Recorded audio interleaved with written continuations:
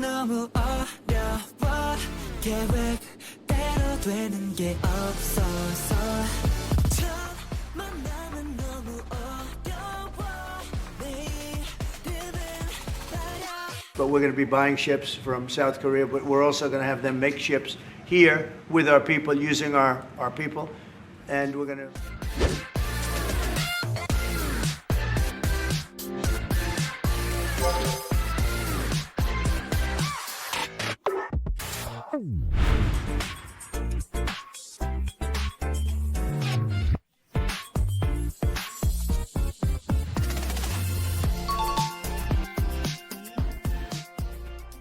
일단은 좀 긴장감을 갖고 정상회담을 이제 좀 지켜봤습니다. 또 우리 이재명 대통령께서 또 미국 트럼프 이하 여러 강요들하고 이야기하면서 우리나라 경제 안보, 그다음에 동맹 이런 것들에 대해서 종합적으로 이야기하는 거 보면서 마음이 많이 놓였고, 그래서 국민의 한 사람으로서 잘하셨다 이렇게 생각이 됩니다.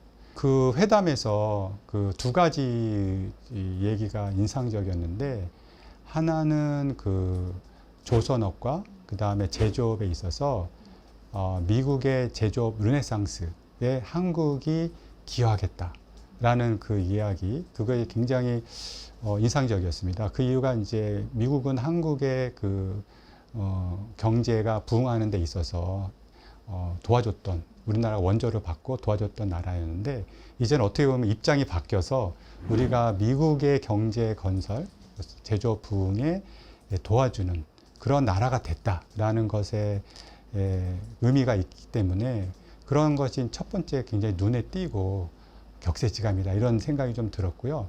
또 두 번째로는 한미 간의 동맹 관계가 트럼프의 언급에 따라서 언급한 바와 같이 굉장히 이제 공고해지고, 또 우리나라 북한과의 그런 관계 속에서도 미국의 그런 지원을 이제 받을 수 있는 그런 든든한 지원 정책이 앞으로 시행이 될 것 같다, 안보 정책 시행이 될 것 같다, 그런 차원에서 또 굉장히 인상 깊었습니다. 그런데 개인적으로는 조금 아쉬운 점이 있었다 그렇게 평가하고 싶어요. 이제 특히 경제 분야에서 성과가 좀 미흡하지 않았나 이런 생각이 많이 들었습니다. 우리가 그 한미 정상회담을 가기 전에 원래 목표가 뭐였냐면은 관세 협정의 그런 불확실성, 이거를 없애고자 갔던 것이 이제 중요한 목표 중에 하나였는데, 그 부분에 대해서 전혀 그 정상간들의 어떤 얘기가 없어서 좀 아쉬웠고, 그 뒤에 있었던 여러 회담에서도 또 아무런 얘기가 나오지 않아서 그런 부분들은 좀 미흡했다 이런 생각이 좀 들었습니다. 네. 그러니까 외교, 정치, 안보 분야에서는 득이 있었지만, 그 부분은 제가 전문 분야가 아니기 때문에 조금 언급을 좀 하지 않도록 하고요. 이제 득과 실을 경제 관점에서 보자면 이렇게 얘기할 수 있을 것 같아요. 득은 대기업 중심으로, 우리나라 대기업 중심으로 해서 미국이라는 거대한 시장에 진출할 수 있는 그런 기회가 열렸다. 또 미국이 또 경제 성장, 그 다음에 제조 부흥을 하는 데 있어서 우리나라 대기업이 일조를 하고 새로운 기회 창출을 하는 그런 기회가 열렸다라는 것이고요. 그래서 대기업들이 더 넓은 시장에서, 이미 글로벌 기업이긴 하지만 훨씬 더 글로벌 기업으로서 더욱 크게 성장하고 세계적인 인지도를 갖는 기업으로, 다국적 기업으로 성장할 수 있는 기회가 창출됐다.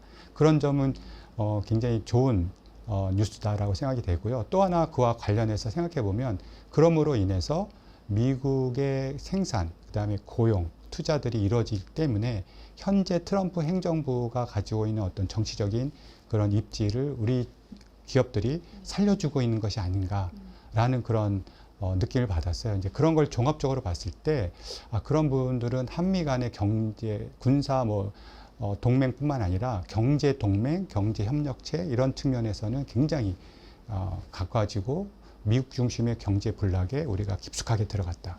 그리고 성과가 기대된다. 이런 것은 득이라고 볼 수가 있습니다.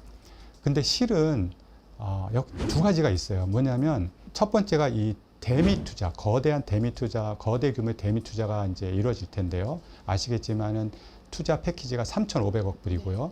그리고 대기업들 중심의 직접 투자가 1,500억. 그래서 5,000억이라는 어마어마한 그런 돈이 향후 이제 미국에 들어갈 텐데 거기에서 우리가 실이 있을 수 있습니다. 그 이유가 뭐냐면 미국에 대한 투자가 이루어질 경우에 거기에 대한 어떤 이윤이라든지 성과가 발생할 텐데 그것들을 국내로 환류시킬 수 있는 그러한 조건이 전혀 마련되지 않은 상태다라는 것이죠. 그 현재 MOU도 체결하고 또 한미 간의 투자 협정도 지금 물론 이제 문서화되지는 않았지만 양국 간에 지금 어느 정도 구체화되고 있는 상황인데 거기에서 보면은 그 성과에 대한 대기업 투자들의 성과에 대한 지분을 나눌 것인지 얼마나 많은 그 성과의 어느 정도를 국내로 환류시킬 수 있는지 여기에 대한 얘기가 전혀 없습니다. 이런 경우에 더대 규모의 대미 투자는 한국 산업과 지역의 어떤 공동화 현상, 고용 감소, 투자 감소, 생산 감소, 그래서 지역의 혹은 산업이 공동화되는 그런 우려를 낳을 수가 있다는 거죠. 그래서 이번 대미 투자에 있어서 그 지분, 그 다음에 그 이익에 대한 그 이익을 어떻게 나눌 것인지에 대해서 그것이 없었다는 것은 향후 국내 경제에 굉장히 실이 되는 측면이 하나가 있고요. 근데 두 번째로는 관세에 관한 것도 여전히 불확실하다라고 볼 수 있습니다.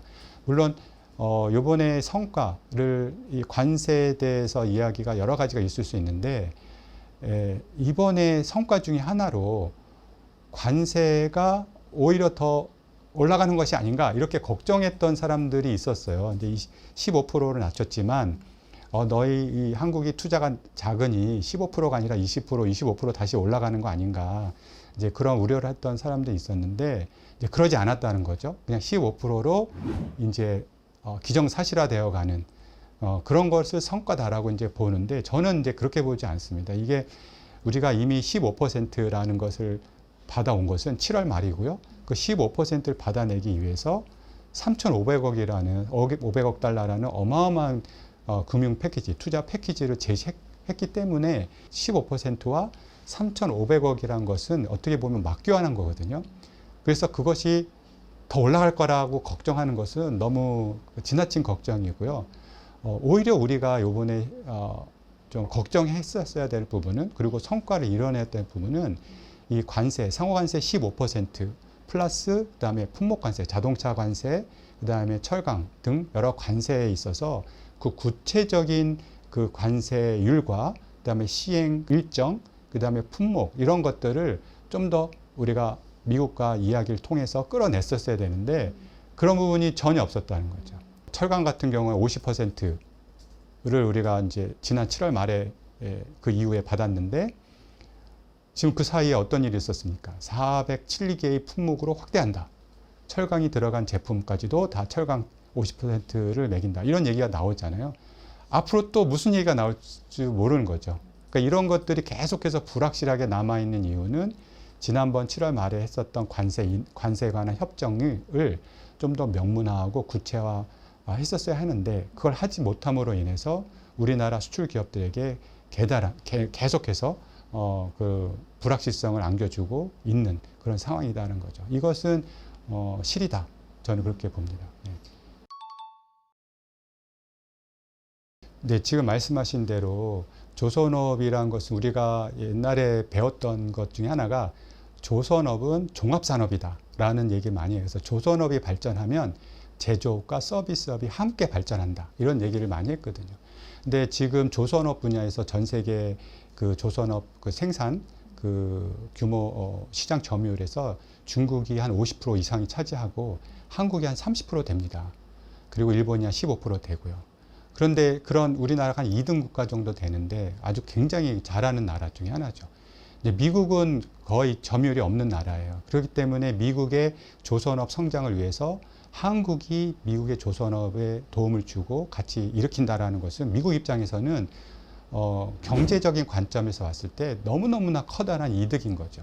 저는 지난번에 관세 15% 인하를 해줬을 때 이 마스가라고 하는 조선업 패키지를 제시한 것이 굉장히 주요했다라고 보고 또 많은 사람도 그렇게 보고 있지만 굉장히 동의합니다. 그런데 이게 미국 입장에서는 이 중요한 것 중에 하나가 이 조선업은 단순히 우리가 선박, 뭐 컨테이너 선박이라든지 LNG 가스 뭐 운반선이라든지 이것뿐만 아니라 그 미국의 방위 산업, 특히 그 해군의 지원선이라든지 군함이라든지 이런 건조 혹은 유지 보수 이런 거와도 관련되어 있는 굉장히 중요한 안보 산업인 것이죠.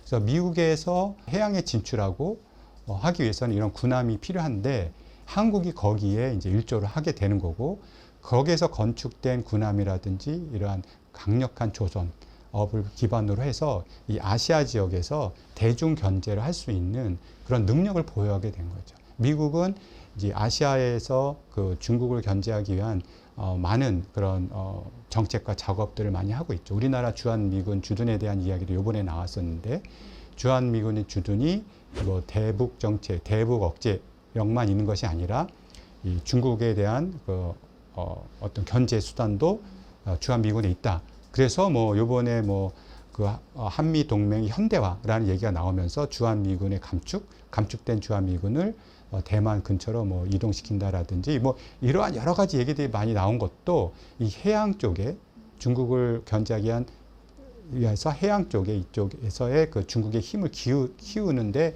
미국이 굉장히 큰 관심이 있다라고 보는 거죠. 이제 그러기 위해서는 수단이 필요한 건데 그게 바로 조선업인 거고 거기에 우리가 일조를 하는 거죠. 그래서 조선업은 단순히 미국의 조선업 혹은 제조업의 부흥에만 일조를 하는 것이 아니라 미국의 그 안보, 그 다음에 대중 견제와 관련된 방위, 국방 산업에 크게 일조하는 것이라 이렇게 보여집니다.